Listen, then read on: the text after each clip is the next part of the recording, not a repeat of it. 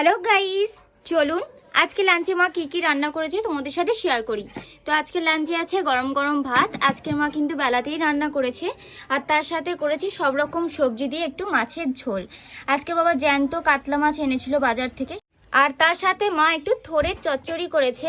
দিদা থোড়টা কিন্তু কেটেই পাঠিয়ে দিয়েছিল। মা আজকে একটু চিংড়ি আর আলু দিয়ে চচ্চড়ি করেছে, আর তার সাথে এই যে একটুখানি করেছে আমুদি মাছের ঝাল, আর অল্প করে একটুখানি শাকের চচ্চড়ি। তবে এটা মা করেনি, সেজু মাম করেছিল, দিয়ে গেছে।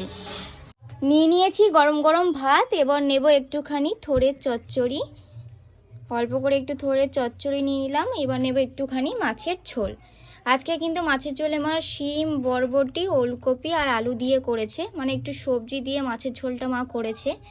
দেশি মাছ তো সেই কারণে সবজি আর আলু নিয়ে নিলাম। এবার নিয়ে নিলাম একটু পাতলা করে মাছের ঝোল, আর নিলাম এক পিস মাছের পেটি।